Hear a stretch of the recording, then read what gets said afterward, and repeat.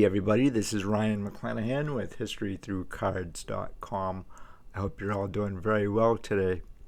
As you guys can see here, I have a unopened pack of 1986 Donruss. And while I was at the Shriners show about 2 weeks ago, I was talking to a buddy of mine who has packs of 1980s and 1990s cards, and he has a amazing collection of these. And you know, the Shriner show was pretty good. I really, the only complaint I really have was the prices, and because I'm kind of old school here, I started to get into vintage because of the 1994 baseball strike. I was really upset about the players and the owners. Nobody could really get down and talk turkey, if you will, and kind of hash out their problems, and it just really upset a lot of people, a lot of collectors across the board. Modern really took a major hit, but so did every other sport. The 1994 players' strike, it didn't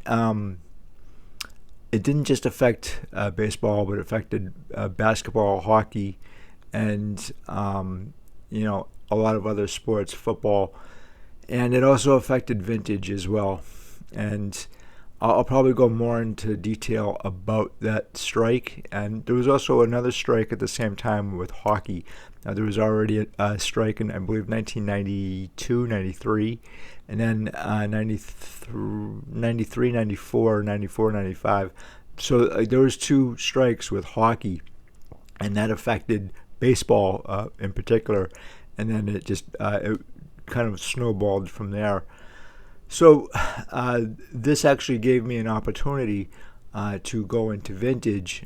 Again, I was really upset with the players and the owners, and me being a young teenager, I was like, why can't these people just solve their differences? They're making millions of dollars, and the thing is, I love baseball, and I really wanted to collect, and so this gave me the perfect opportunity to go into vintage, and I never really looked back. However,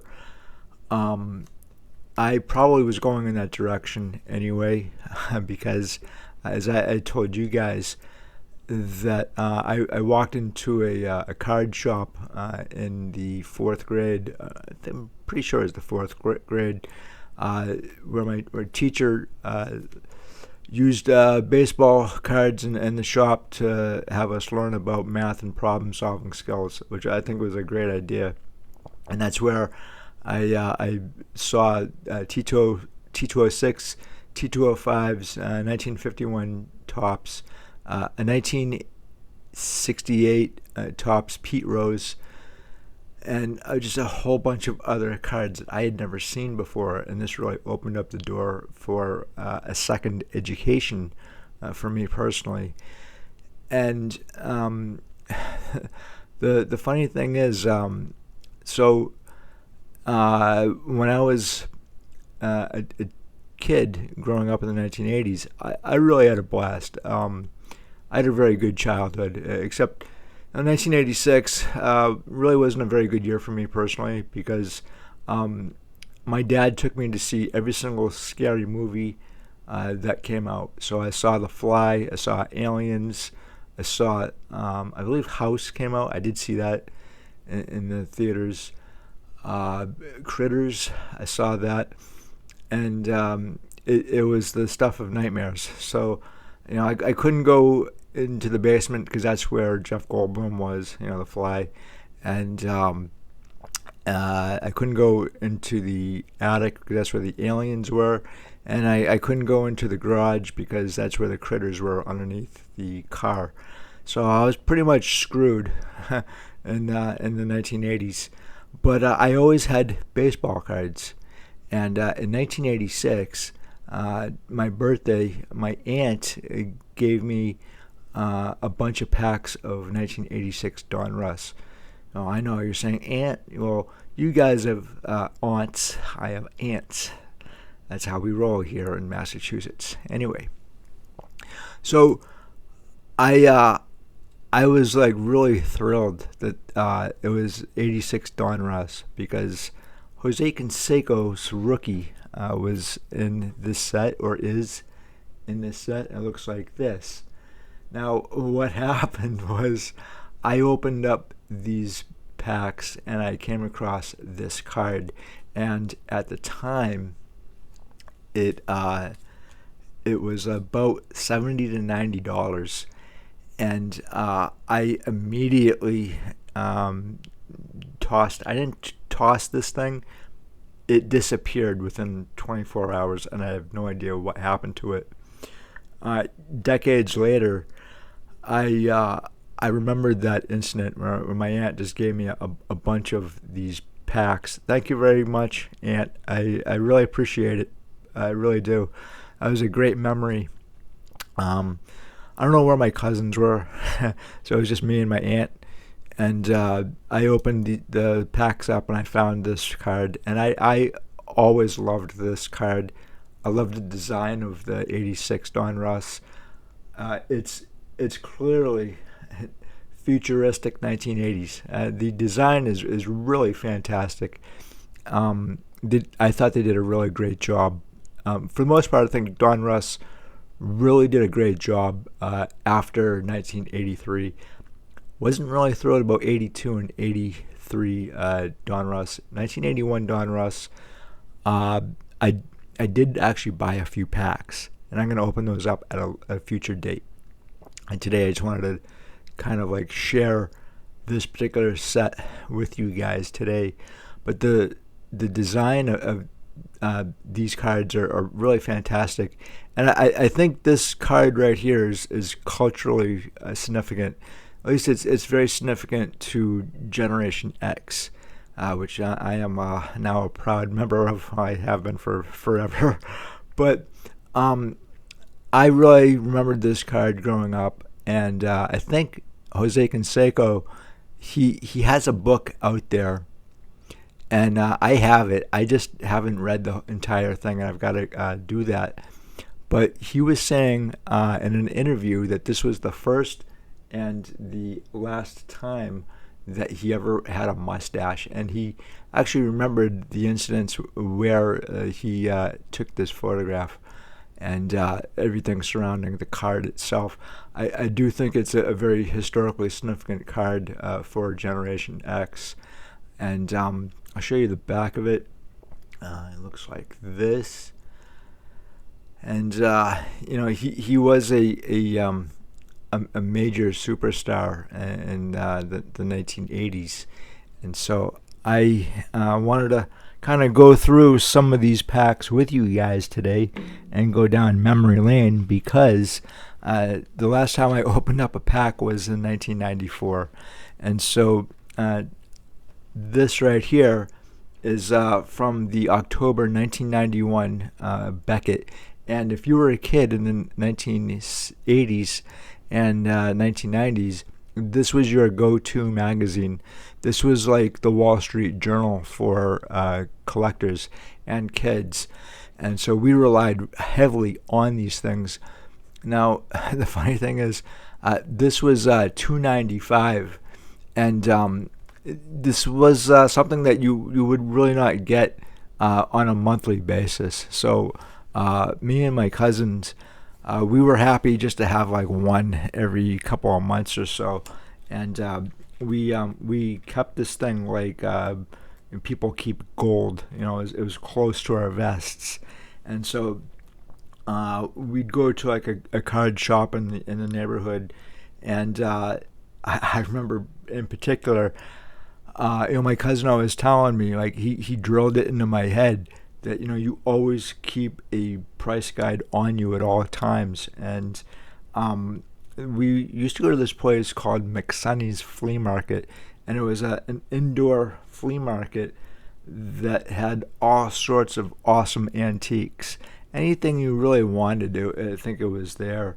And there was a guy who sold baseball cards, and so we'd look over the baseball cards, and we would see what the prices were, and then we'd kind of sneak off, and we'd study the Beckett. We'd actually study the Beckett prior to going, and then we'd kind of like huddle together, and then like whip out the price guide here. But we didn't want the dealer to know that we had a price guide, so it was kind of like a top secret for kids. So anyway, so as you guys can see here, the '86 Donruss set, the prices in October of 1991, and I don't know if you guys can see that, but you have a Fred McGriff rookie. I completely forgot that Fred McGriff, his rookie, was in the '86 Donruss set, and that was going for $15 to $22.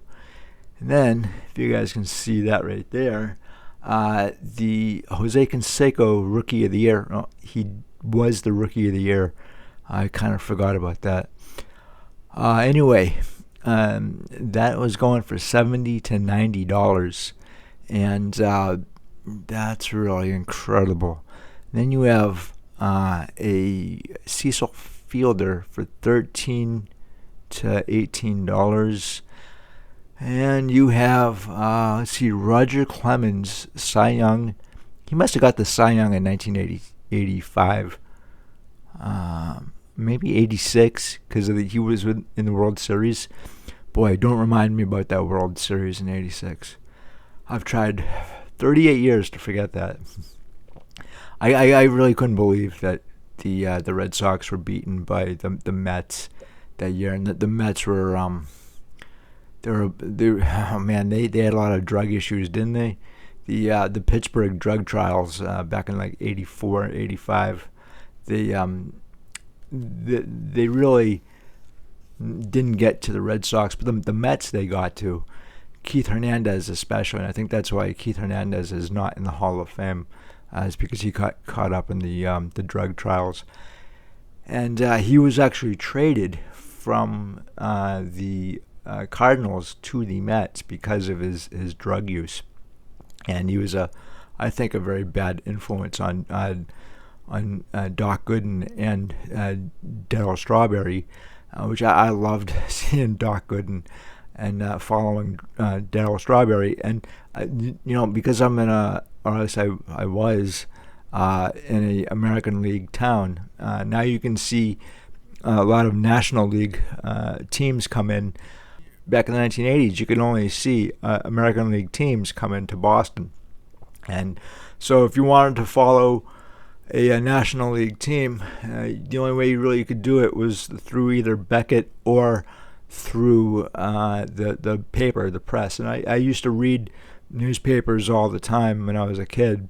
My dad started me reading newspapers probably about like 5 or 6 years old, and that's what I would do. So I was kind of a book nerdy kind of guy back then.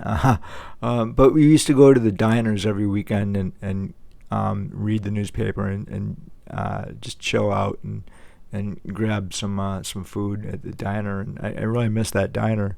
But that was a weekend a thing that we used to do all the time. And I'd go through the box scores and read the sports section. And Massachusetts here, we used to have 2 different newspapers. I think we actually had 3 or 4 in the beginning. I do remember the Boston Record American, and that turned over to the Herald, and then we had the Boston Globe, although I didn't really like the Globe all that much, just because of the way they folded it. It was very messy.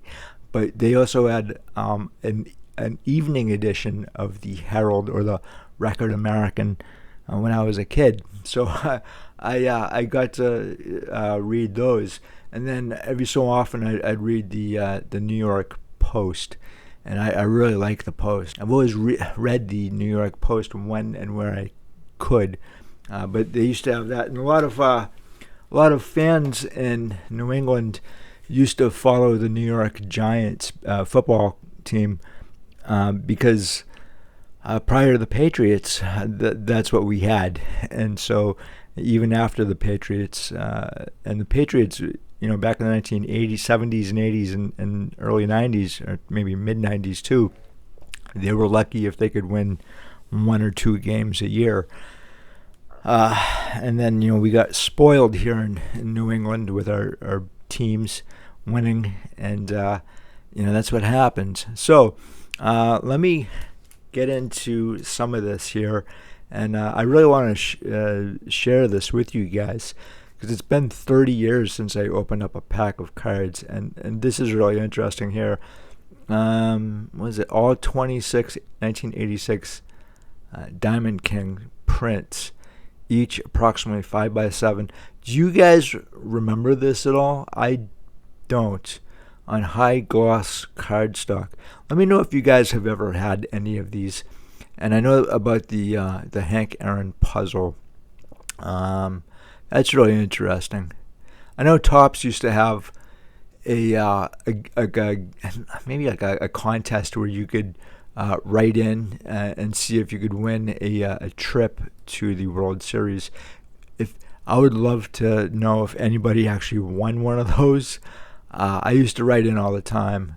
And so what's really interesting about this, and I remember this very clearly, the reason why they got rid of wax packs was because a lot of dealers would open the pack and then take out the good cards and then replace them. And there was a dealer that I knew very well, where he had a case that would rotate, and he would have like certain players like stacked.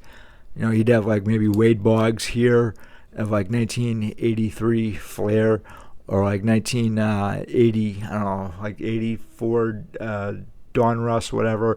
But he'd have all sorts of like stacks of the same player on the same card.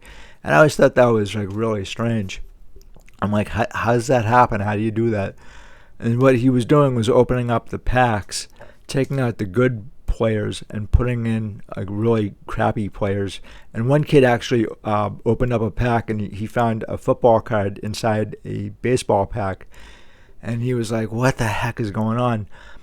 Turns out that my buddies were helping him out. So that's actually one of the reasons why in 1989, as you can see here, I actually just bought this because it's my memories. And I love Ken Griffey Jr. I mean, he was one of the best ball players I ever saw, aside from Pedro Martinez. Pedro is obviously like the best pitcher that I ever saw. But what you can see here is that there's a hologram, because a lot of cards from the 1980s were being forged, basically, especially the 1982 Topps Cal Ripken Jr. Traded, and a number of others, and the Mario Lemieux rookie as well.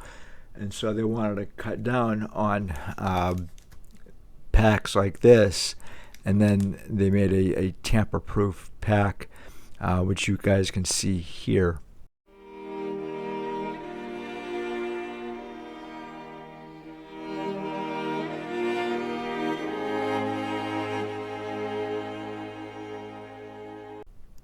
And the hologram was a first, and the tamper-proof pack as well.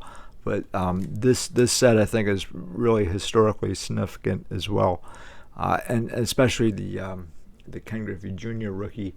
And I know there's a documentary on this particular card and the beginnings of Upper Deck, which used to be a card shop, and so I definitely remember this set being issued and just being absolutely surprised and shocked that you could not tamper with the pack. And then I was always like, how did they get this foil here? And it's it's just a really incredible thing. So that's just another one of my childhood memories. So let's see what we got here. Wow, this is for me. This is amazing. 1986, as I said, was kind of hit or miss. I mean, I love the music, of the 1980s. Today they don't really get it right, and they try, but I can remember the first MTV video that I saw, and I remember MTV when they had music videos, and the first one I saw was the Thompson Twins, "Hold Me Now." I've always been a big fan of the Thompson Twins, and there is actually a couple of cards of them, and I'll probably do a video on the Thompson Twins, and the Cars were another one of my favorites. Anyway, don't get me started on music from the 1980s because I'll never shut up. Anyway, what is that? Ooh, all right. So I really love the uniforms and the logo of the Philadelphia Phillies here. Charles Hudson. I don't recall that. Obviously, I didn't see really any National League teams. I do recall Pete Rose on the Expos, though. I do remember that. I always wondered how Pete Rose got on the Expos. This one has a kind of like a ding in it, or like a something like right there. You guys can see that, right? That's really strange, but that's a really neat card. Yeah, that's cool. Sometimes I forget how old these cards are. My math doesn't really work out, but I think they're 38 years old now. That is just wild, man. That takes me back. Yeah, there we go. 1983. Yeah, that's pretty cool. And every generation is like this. When the older you get, the more you kind of like revert back to your childhood.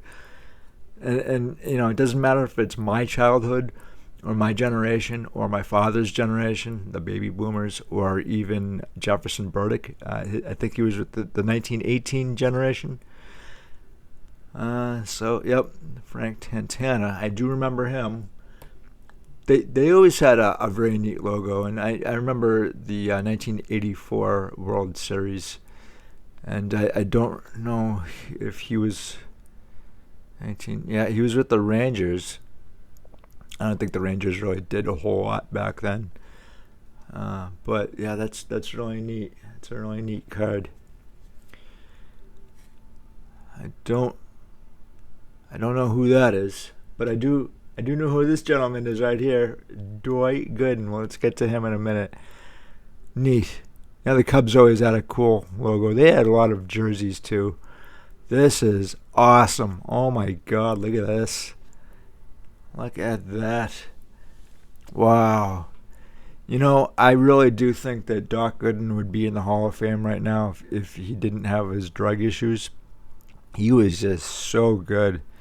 He was incredible. I think he has a chance, though, to get in the Hall of Fame. And I think, actually, that he just had his number retired by the Mets. This is absolutely fantastic. I really love the artwork on the Diamond Kings here. And I'll show you the back of it. Don't handle your cards like this, guys. It's not good for the card. And anyway, the one really interesting thing when this set came out was the logo in the back was the first time that you had a logo on a card. And I didn't realize that, but the biggest draw, I think, for me personally into getting into Don Russ cards was again, don't do this, was the Diamond Kings. Oh, I'm manhandling this thing. But wow, this is fantastic. Hey, if you guys have any memories of Doc Gooden, let me know in the comment section. I'd love to hear your stories about him. He was really, really good. And I do hope that there is a chance that he can get in the Hall of Fame. The other thing I noticed, too, about these Diamond Kings here, not just the awesome artwork, they can be off-center quite a bit. But that is lovely. That is great. Okay, here we go. And Mike Flanagan. I don't know who this is. The Orioles were really a pain in the neck team for the Red Sox back in the day. I think they beat them in the 1990 American League Championship Series. But yeah, and that logo is fantastic on his cap, and that goes back to the 1960s. And every time I think of the Orioles, I think of Brooks Robinson. I loved Brooks Robinson as a player and as a person. Fantastic, fantastic human being. So, yeah.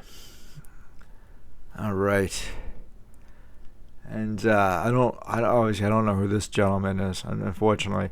I was like 8 years old at the time in '86, and again, I could only follow certain teams in the papers, but I really like that Pirates logo down there. That is really neat. I know the Pirates they had some problems, some drug problems back in the 80s, and they had to restructure their team. I think they sold their team, and it was a mess for a lot of these guys. Unfortunately, I think Dale Berra, he was on the Pirates. Can you imagine being Dale Berra and having to tell your dad that you got busted for coke? Anyway, and here's something else too. I always loved the Mariners logo right here. I always thought it was really, really cool. The Mariners were not a good team back then, and even when Ken Griffey Jr. was on the team, they could never get into a World Series, which was really too bad. I always wished that Ken Griffey Jr. would have gotten a World Series ring, but unfortunately he didn't. He's still one of the best ball players I ever saw. But this was a really neat card. I really kind of like the photography too, and photography can be either good or bad. It can really change the value of a card. Vince Coleman, I do remember quite a bit. I don't recall the Cardinals all that much. I know obviously Ozzie Smith was on the Cardinals, and he was actually on the Pirates. No, not the Pirates. The San Diego Padres, and he asked for a trade in 1981.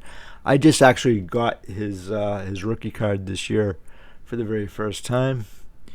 But this is really neat. Oh, look at this. Oil Can Boyd. Oh my God. This guy, he is really the stuff of legend right around here in Boston. That is awesome. I'm sure that anybody who was a Red Sox fan in the 1980s has a story about Oil Can Boyd. And I'll probably do a video on him. Oh man, I don't even know where to start with him. He had a lot of potential. And unfortunately, the nose candy got to him too. But he's really legendary around here, and anybody who grew up in New England as a Red Sox fan probably has a story about him. I didn't know that he was actually on a '86 Don Russ card. That is fantastic, and I didn't. Wow. So I first started really kind of collecting cards in 1984.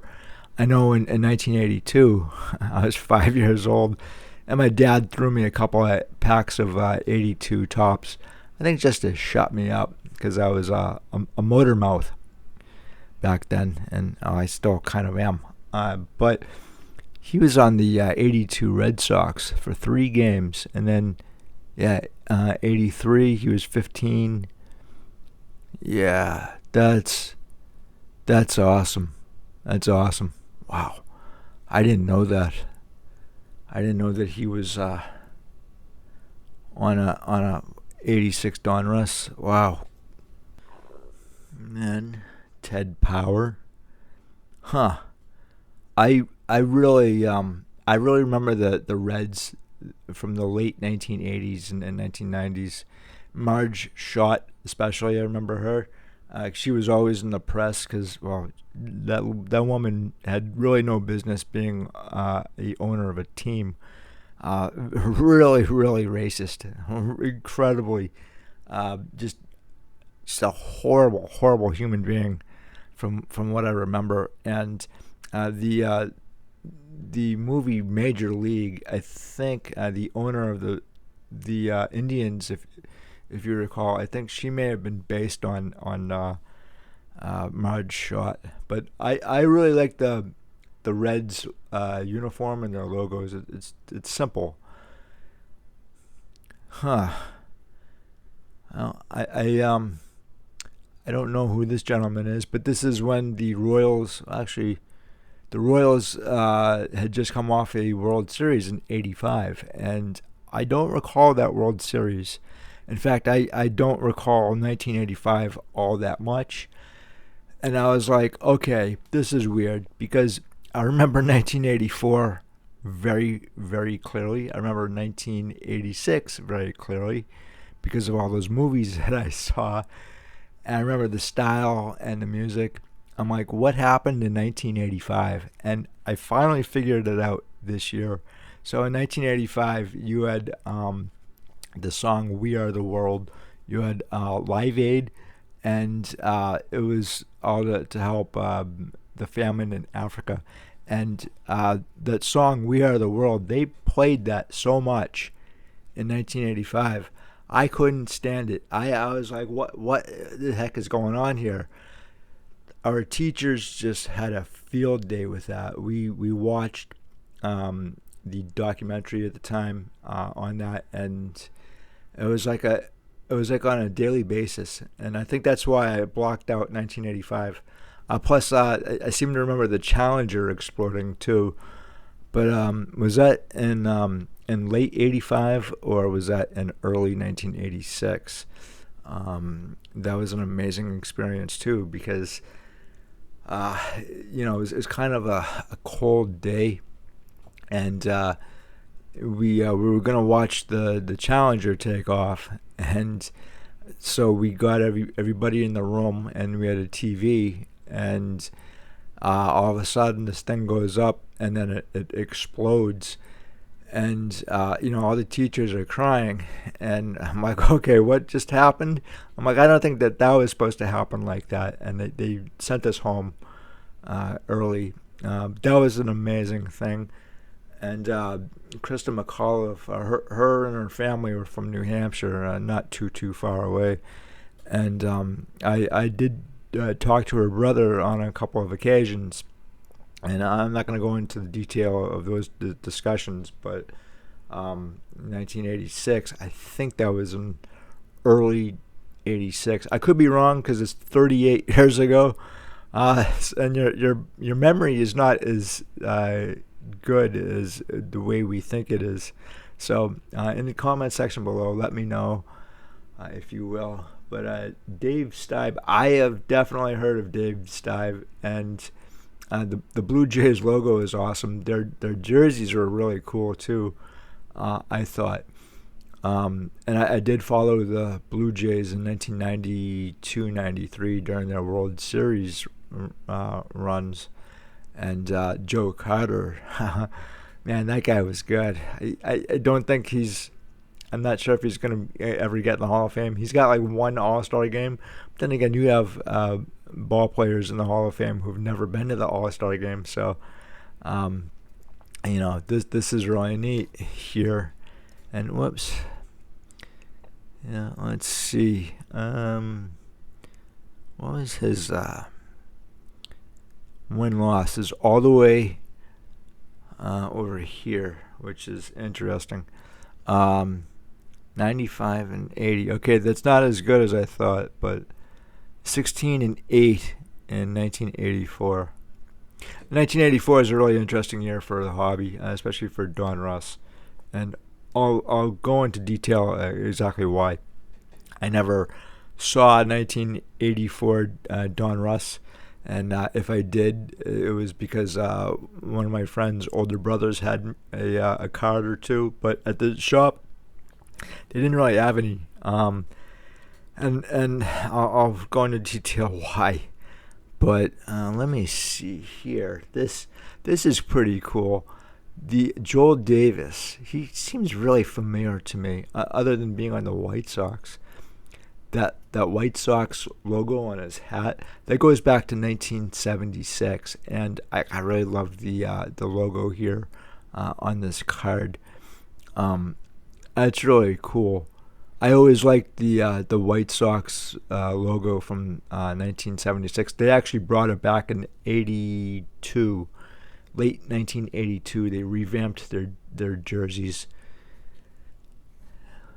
Brian Fisher on the Yankees, and the Yankees really couldn't go anywhere in the 1980s for the most part because I think of their management. They went through, I want to say 20 managers in the 1970s and 80s, but that's another story altogether. So, yeah, and oh, look at that. Look at this. This is really cool. Paul O'Neill, not on the Yankees. The rated rookie is a really interesting design here.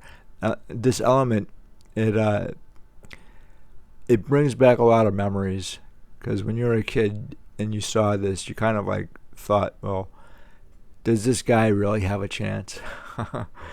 And Paul O'Neill was a really good player, and I forgot that he was on the Reds. This is really, really fantastic. I thought that he was great on the Yankees.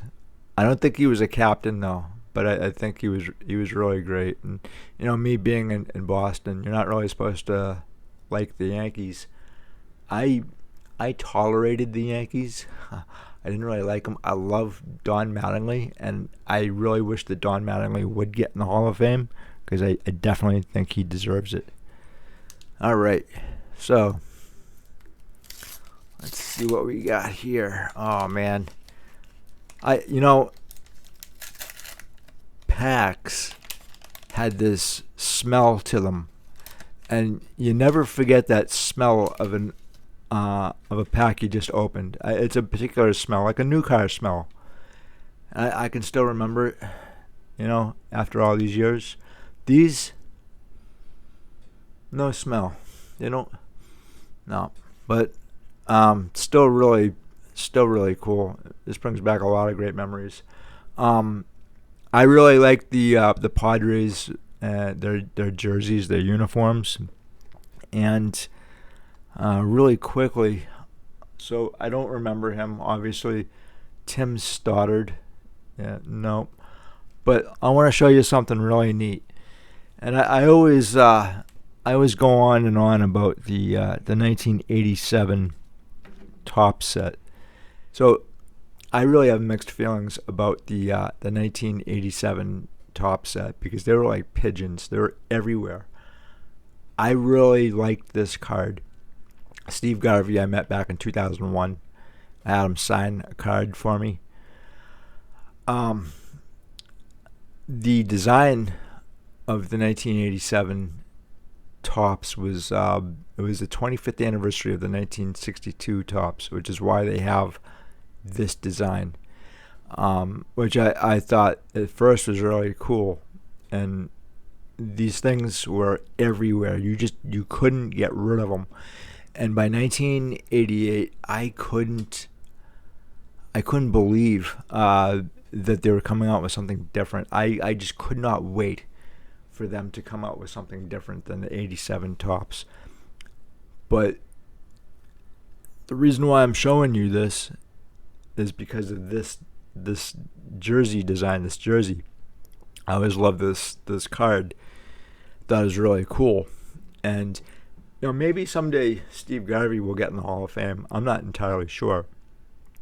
Some people will really like him. They used to call him the one-man baby boom. Anyway, I really liked the jersey. I really, really liked it quite a bit. And Tony Gwynn was on this team. and I was a huge fan of Tony Gwynn. Rest in peace, Tony.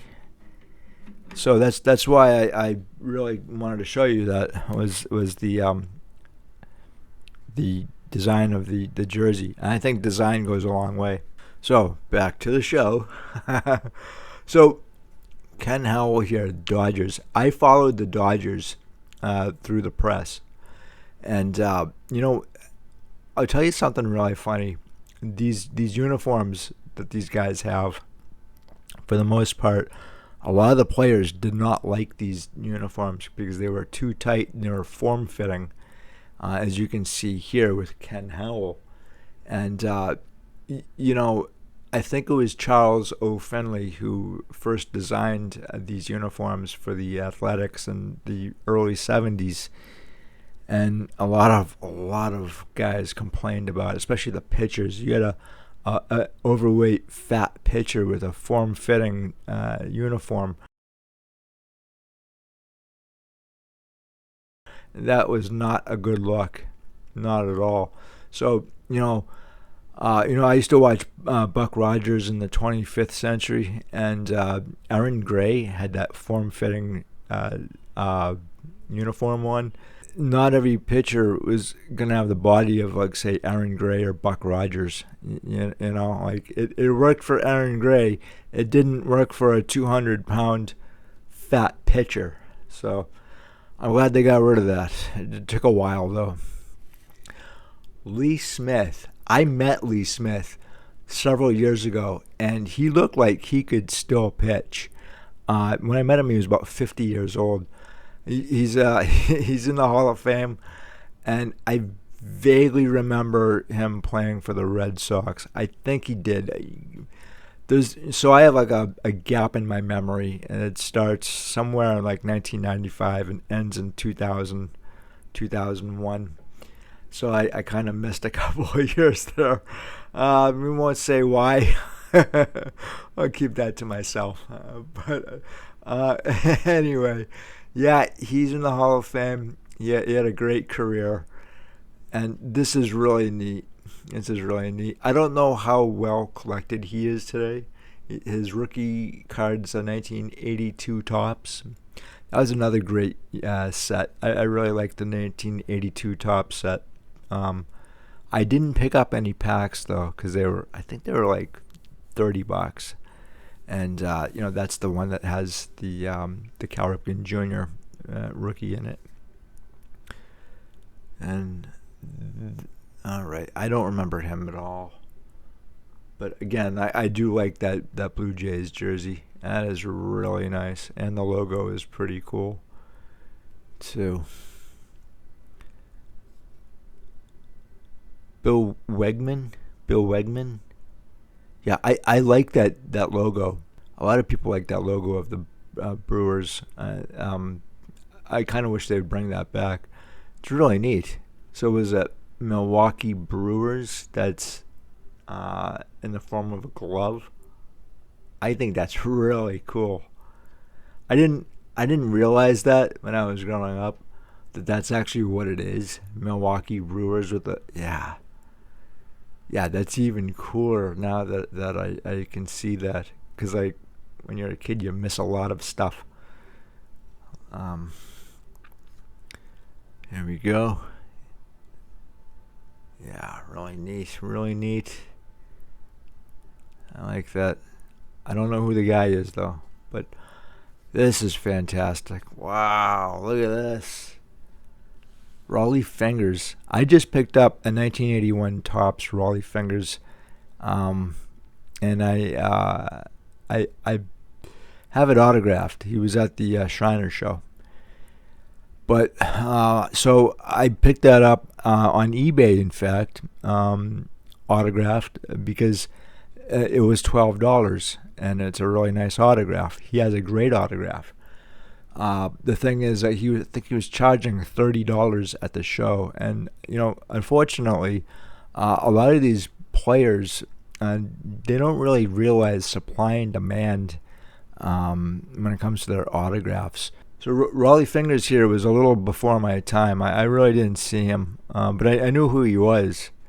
This is really fantastic, though. Oh man, really cool. I think he got the Cy Young in like 81 or 82. Really neat card. And you have Gary Ward. Again, the Rangers. I don't think they didn't really do much during the 80s, even with Nolan Ryan. When did Nolan Ryan end up on the Rangers? And I know he was with the Astros for a number of years, and when he joined the Astros, he signed a huge contract, which people were really upset by. I don't remember him. And the Braves, that logo is really reminiscent, I think, of like the late 1960s. Their jersey being powder blue. That's odd. That's really strange. And, I'm not a big fan of that jersey, to tell you the truth. I think it's boring. That's just me, though. Everybody has a different style and taste and everything. So, Hojo, this is awesome. I remember Howard Johnson on the Tigers in 1984. He's kind of like a cult like figure. He's a great ball player, I thought. That's fantastic. And so when did the Mets get him? 1985. Yeah, that is great. That is great. I would love to meet Hojo today. I really would. I'd probably get this card autographed. Yeah. Harold Baines. So a lot of people kind of like are why is he in the Hall of Fame, right? They're kind of upset because like his numbers don't really warrant a Hall of Fame consideration, and I think he really understands that too, and he most likely got in the Hall of Fame because of Tony La Russa. So are there worse Hall of Famers in the Hall of Fame? I guess in baseball, yeah, there are. And he had a 20-some-odd year career. I don't think he led the league in anything. I think it was just longevity, to tell you the truth.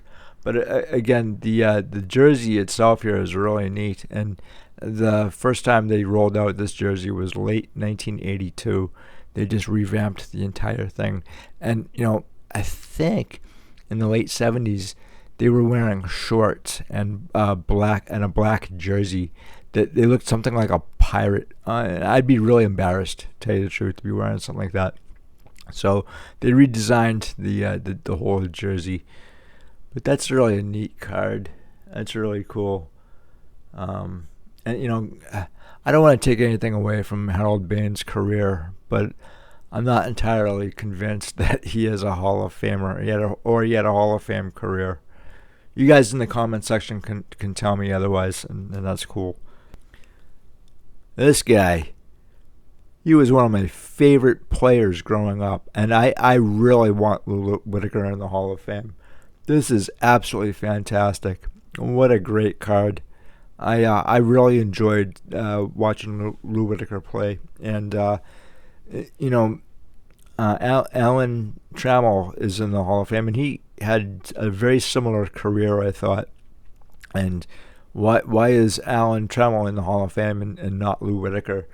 And I think Alan actually advocated for Lou Whitaker to be in the Hall of Fame, and I think Lou was in the in the crowd there when Alan was inducted, and it was a really great thing, and yeah, so Lou Whitaker's rookie is, I believe, 1978 tops, and that's an okay card, but he's also got a 1978 tops Burger King, and that's a regional card, and it's just him. But I really wish that Lou Whitaker would get in the Hall of Fame. That is an absolutely fantastic card. It brings back a lot of memories. Lou was a really great ball player. I might do a one-off video of him. Because I do actually have his rookie. I don't know if I want his 1978 in tops. I did pick up the 78 tops Alan Trammell rookie, and that's got Paul Molitor as well. That used to be a really big deal growing up when I was a kid, and nobody would give it up. Anyway, Gary Maddox. Again, that jersey is fantastic. That's a great jersey. Great design. Every time I see that, it reminds me of Mike Schmidt, who is also in this set. Yeah, that's really neat. That's a really cool looking card. And we have Mel Hull. Hey, that's the same photo as in the Beckett. That's cool. That's really cool. Cleveland Indians. I am not gonna call them the Guardians. I'm sorry.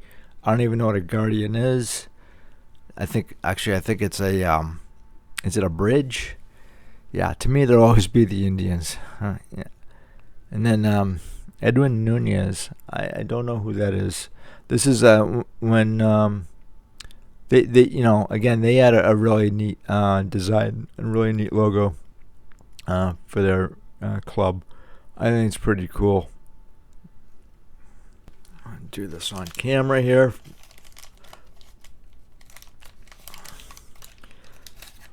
As I said before, this set was really not easy to find in the 1980s, at least for me. And this is upside down. And you know what's awesome about these? The artwork on this puzzle here. This is actually Hank Aaron. I don't know if you guys can see that. Did any of you guys complete that puzzle growing up in the 1980s? I would love to know, because I never completed it. I never really knew anyone who really collected Donruss or Flair. I really was a Topps guy. I loved Donruss. When and where I could find the packs is really difficult, though. And I'm going to reasons why that was the case. But you really couldn't find Donruss from like 1984 through 87. And I would have loved to have completed this puzzle here. And Perez is a great he's a great artist. He's one of my favorites. And that's cool. That's a really neat photograph. That's awesome. I really like that. Sometimes it really is the photograph that makes the card, and it's why some certain cards are valuable. It really is because of the photograph. And it can make or break a card or a set. That's fantastic. Willie Wilson. Again, it's a really neat photo. I like that quite a bit. And the Royals logo there, that's really cool. I really like the entire design of the 86 Donruss. I think they did a really great job. 85, not so much. And I do kind of remember 1985 Topps, which is right here. And I was like, dude, these are ugly as hell. Like, there's nothing spectacular about the 85 Topps set. So I was really disappointed that year. And when 86 Topps came around, I was like, I can breathe a sigh of relief that they haven't printed anything like this. There's nothing great about this set, except even Roger Clemens here, and Mark McGwire is also in it. But I only have one card in this set, and it's this right here. And it's probably another reason why I can't really remember 1985. But Mark McGwire and Roger Clemens there. I think they've destroyed their careers through steroids. Some people say that they should get in because of their numbers, but if your numbers are tainted because you took a something to enhance it, then are you really worthy?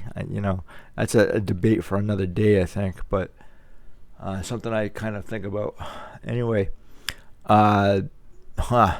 George Fraser, did we see that before? I'm not sure.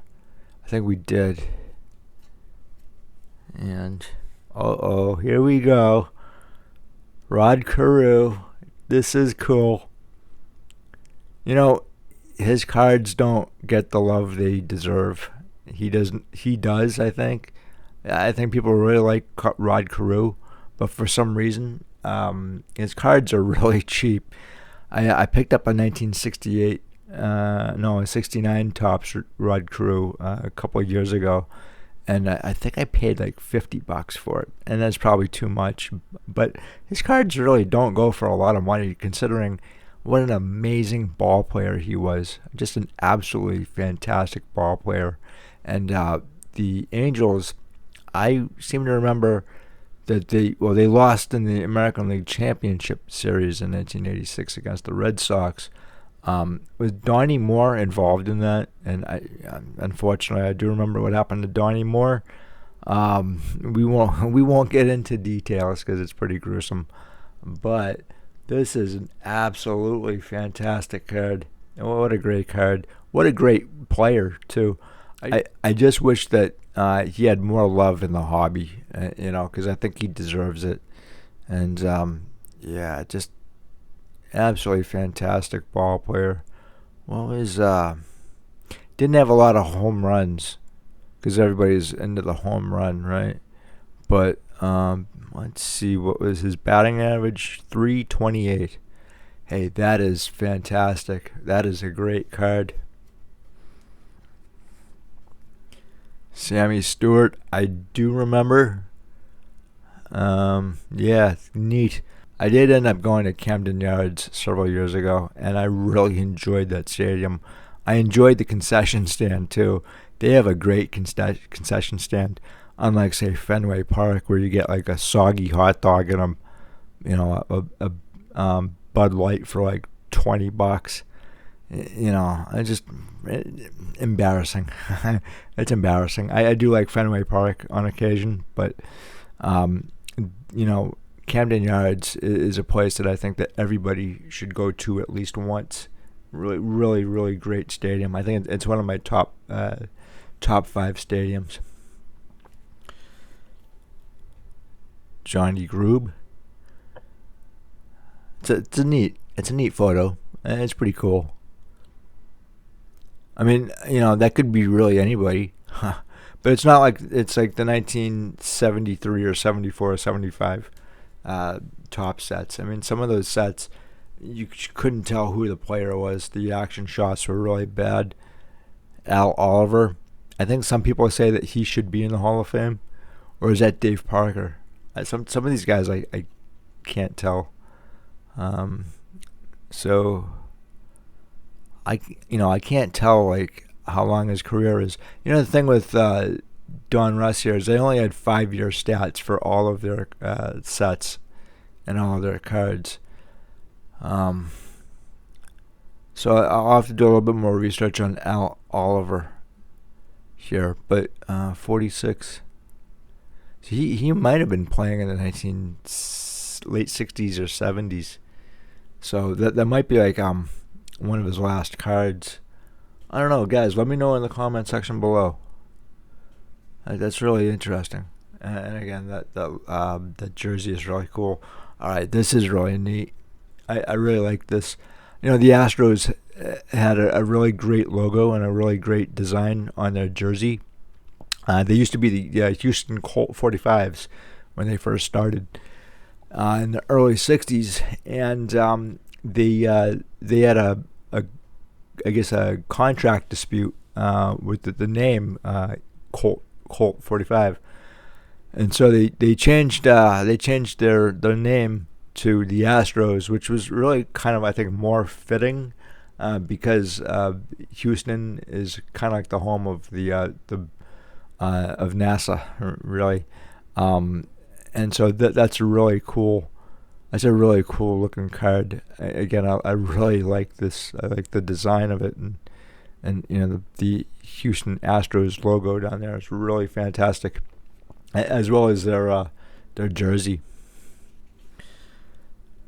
Jay Howell. That's really cool. That's really neat. Of course, the A's today probably should be sold and moved. I don't think that move is going to happen. I think they said Las Vegas, but it doesn't look like it's going to happen. And Charles O. Finley is the reason why they have those colors today, because the A's used to be Kansas City, and I think those colors were white, black, and red. And then they changed with Finley. So this is really neat. Really, Willie Randolph. I think some people think that he should be in the Hall of Fame too. Really solid ball player. That's a really cool looking card. I really like this card. That's really neat. Really solid player. I'd never seen this card actually. It's fantastic. He's not in the Hall of Fame, but again, I think he's got some pretty solid stats. Again, the home run thing doesn't really bother me. You know what really bothers me, though, is the strikeouts. And in the 1970s and 80s, these guys really didn't strike out a lot compared to what they strike out today. Like Trevor Story strikes out like 100 times a year at least. And that, to me, is just, you're not patient at the plate. And, you don't have self-discipline. That's what it tells me. Again, the Phillies jersey on display here. Really neat, really cool.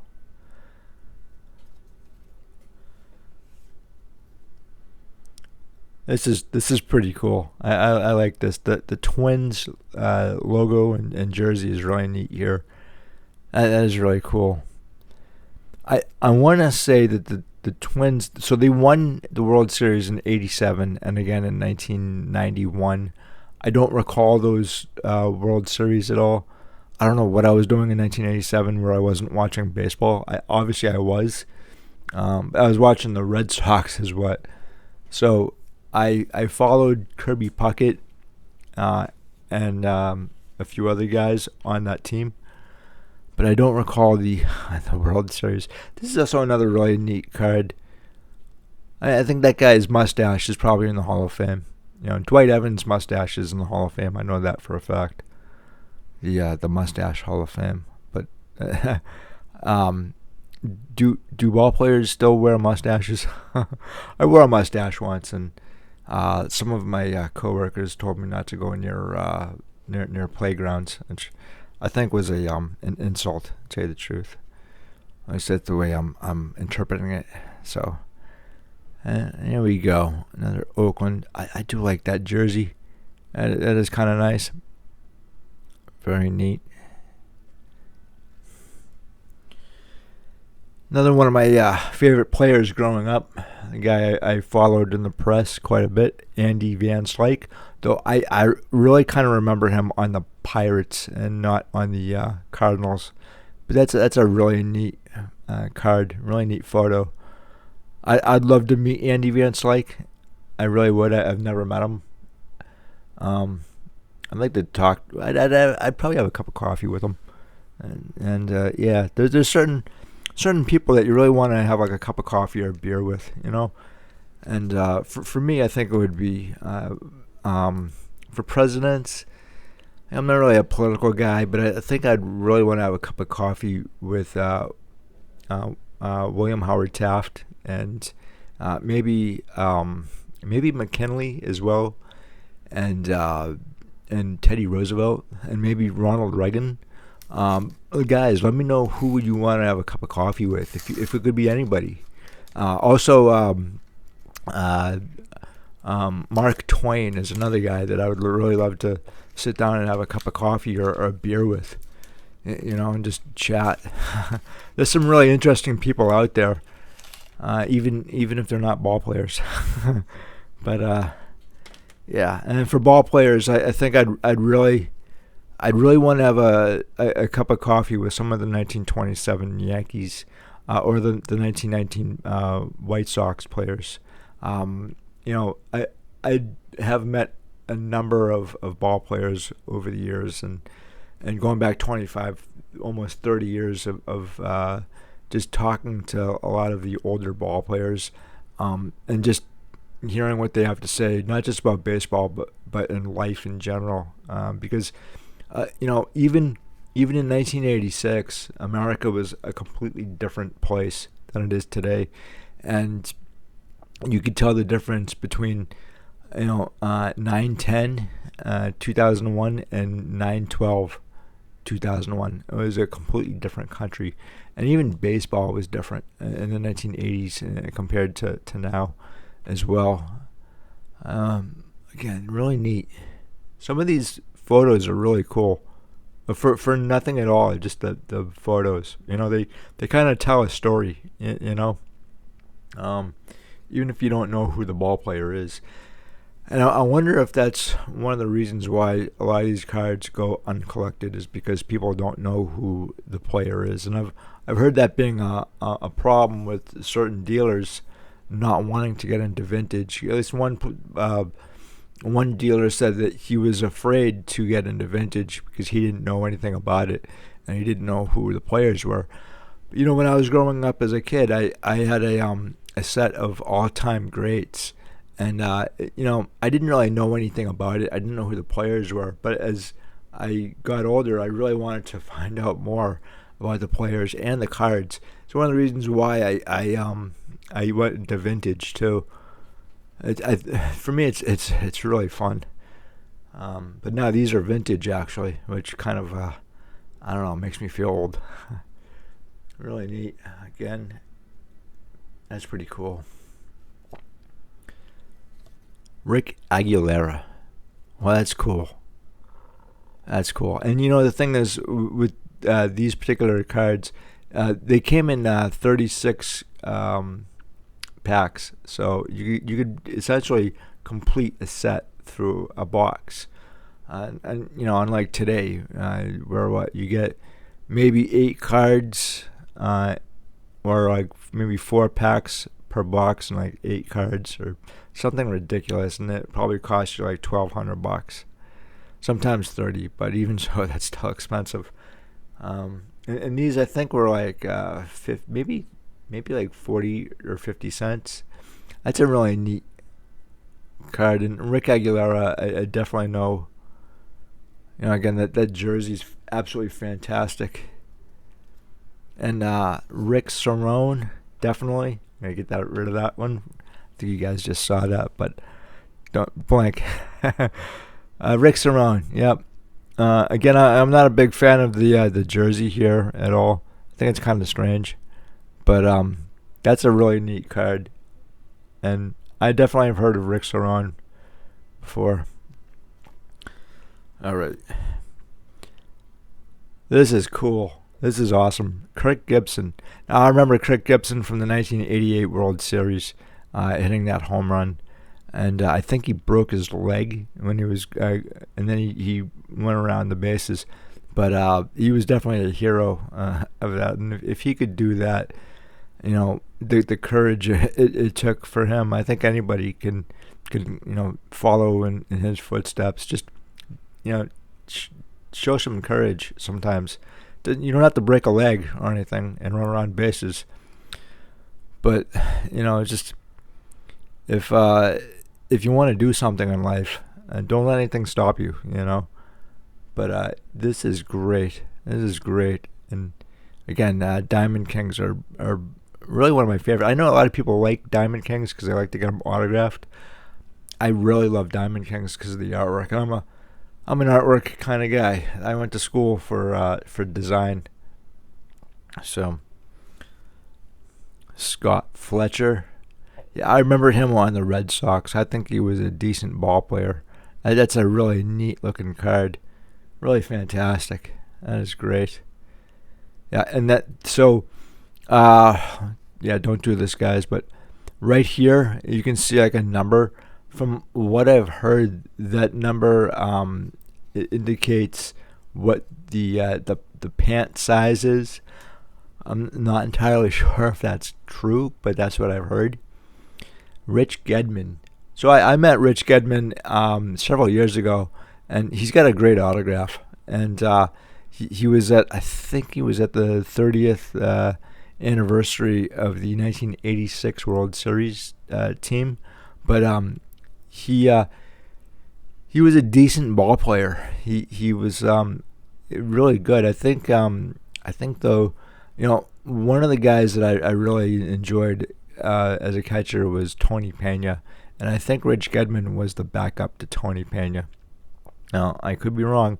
They got Tony Pena from the Pirates, and let's see if I can find him, if he's in this. I don't know. He should be in this set, but that's really cool. For anybody who remembers Rich Gedman, let me know in the comment section below. And then this is really cool. Oh, kind of. So, like if you ever seen the Pirates jerseys and their uniforms from the early '80s, they were not very good. I think they were like banana yellow. That was like a real big turnoff. And this is a little bit better, but that hat is just awful. Oh my God, you guys can see that. Oh my, that's just not good. That's very uncool. And Dave Stewart. That's really neat. That's really cool. Let's see. I don't really know anything about Dave Stewart. Oh, he was with the Dodgers and the Rangers. So it looks like the Phillies got him midway through the season. I'll have to double check this, but yeah, cool.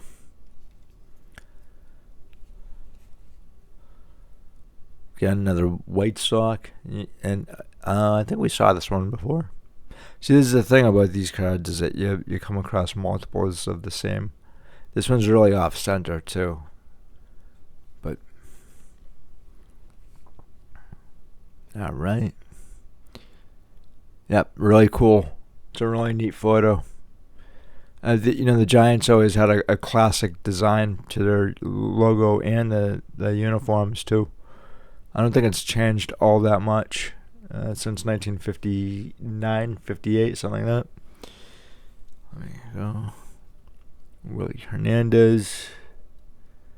That's really neat. Really cool.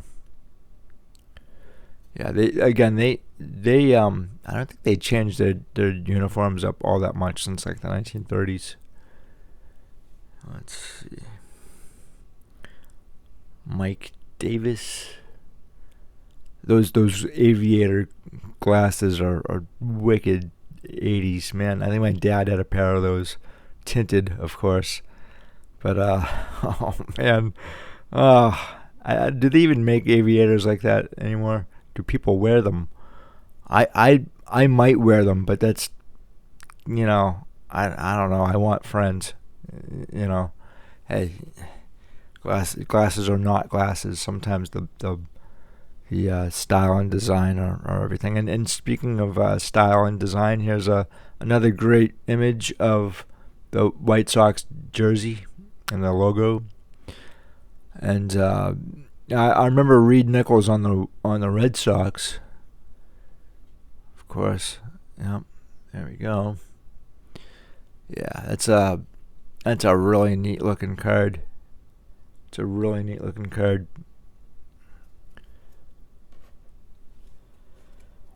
You may play one game or so in the major leagues, but at least you got there, right? And, not everybody's a Hall of Famer, but you can always tell your kids, I played Major League Baseball. Scott Sanderson. I don't remember him at all. Oh, of course, he was on the Cubs. Let's see. All right, this is my last pack. These are actually, these are a far cry from 50 cents. $5. And again, I kind of have reservations about some collecting some of these these wax packs here, just because the history behind them is not awesome. With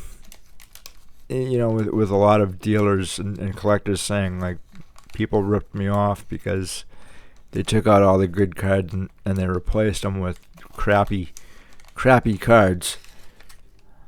And that was definitely true, as I said earlier. So, yeah. There we go. Maybe someday I'll complete that. Probably not. John Franco. There we go. Cool. That's really neat. Yeah, very cool. And then I do remember Terry Kennedy, and I'm not sure exactly why. That's a neat photo. Again, the design on these are really fantastic. They did a great job. There was also a highlight set from 1986 as well. I'm going to get into that as well. Ed Whitson, I don't remember. I didn't really follow the Yankees all that much because, if you were a Red Sox fan in the 80s or any decade, you didn't really like the Yankees that much. I think you respected them, but they always beat you. Yep, Tom Waddell. I don't know who that is. Again, that logo is really fantastic.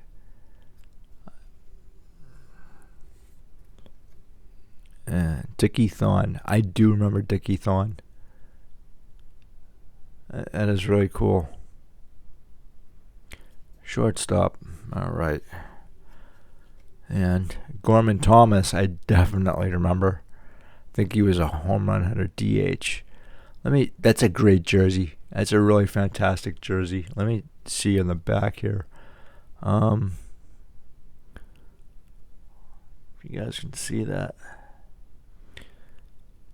Yeah, he 112 RBIs, home runs 30. Yeah, I knew he was a home run hitter. 1984, he only had one home run, and he only played 35 games. Now I wonder what happened. Yeah, I wonder what that asterisk is next to the 39 home runs. Yeah, very cool. I'll have to read up on his career because I remember him. But let me see real quick. I thought he was on a lot of teams. Brewers, Indians in '83, and then the Mariners. Yeah, so I'll double check.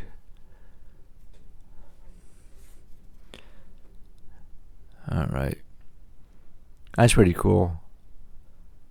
I mean, I don't think his mustache is in the Hall of Fame, but again, those were those aviator glasses, really really popular back in the day, but not so much now.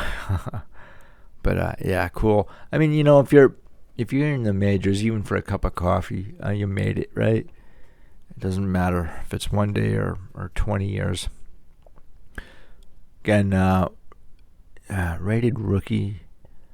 I don't remember this guy, but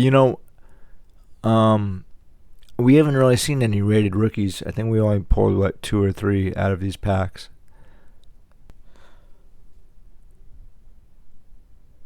There we go. It's pretty neat. So I was just talking about rated rookies, and here you go. So, yeah. Nelson Simmons. I don't remember him. Then again, I really wasn't following the Detroit Tigers after, say, 1985. Glenn Hubbard, I seem to remember him. If you guys in the comment section below, let me know if you remember any of these players that I've shown you. If you have any distinct memories of collecting these cards too, I'd love to hear what you guys have to say. Chris Chambliss, I definitely remember him. Was he a was he a coach as well? He was definitely. I think he had a long career. 1948, definitely. So he would have been. He could have been playing in like the late '60s and definitely the '70s, right? Yeah. Let me know in the comment section, guys, if you remember Chris Chambliss. Was he? Was he with the? It says here he was with the Braves, but was he with the Yankees at all, or was that after his career? He's very, very familiar. So you're talking like now, like almost 40 years. Gary Ward. I don't remember Gary Ward at all. This is a really neat card. Really cool. I like the design. You have any favorite designs or favorite Diamond King cards? Let me know. I'd love to hear what you guys have to say. For me, the 1994-95 Diamond Kings are my favorite sets, and I did videos on those. And see, that's what I'm talking about. That ball cap. If I walked around with a ball cap like that, I'd probably get my ass kicked. And it didn't matter what decade. I would never want to go out in public looking like that. I mean, that ball cap is just awful. Oh my God, they should have gotten raises for wearing that stuff. Anyway, the last card is awesome. Orel Hershiser. Now, I definitely remember following Orel Hershiser in the press and in Beckett, and that 1988 Orel Hershiser. He's in the Beckett. I forget exactly which one, the front cover, but he won I believe it's Cy Young in '88, and I think he won in maybe 1990. I want to think he won 2 Cy Youngs. He came up in '84, and a lot of people think that he should be in the Hall of Fame. Let me see if I can get a better photo of that. That's not very good. Sorry, guys. Really, really solid ball player. And when I think of Dodgers in the 1980s, the first thing that comes to mind is Orel Hershiser. Tommy Lasorda as well, especially in like the late 1980s, and Fernando Venezuela as well. And I'm not entirely sure if Fernando was pitching in 1986, but he had unfortunately just passed away. Really, really a great pitcher, especially in 1981 or so. I may actually do a video on him. I might actually do a video on Orel here as well. Because I do have a 1987 Topps Orel Hershiser autographed. I really want the 88 Topps Orel Hershiser autographed if I can find one. Sometimes I think he can be a little bit expensive, but I do think that he should be in the Hall of Fame. Guys, let me know if he should be in the Hall. And again, guys, I'm going to leave it there, but this was a great trip down memory lane for me, hopefully for you as well. And let me know in the comments section below what you make of Donruss or these cards. If you have any favorite cards, let me know, or players or memories.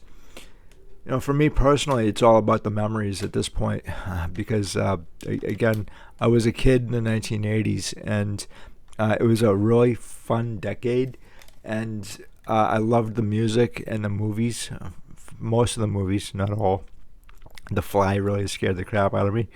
But the older you get, the more you start to revert back to or remember your childhood in whatever decade it was.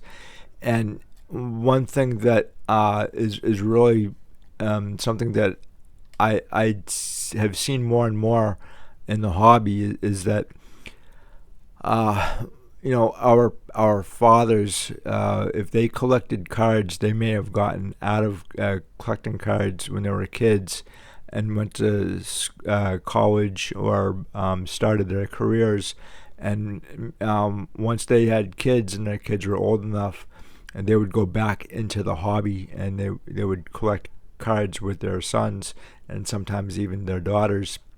And I don't recall my dad ever collecting cards. I think he collected cards up until the time that JFK got assassinated. So that'd be like 1963 or so. But his card collection ended up getting tossed in the trash. Thanks to my grandmother.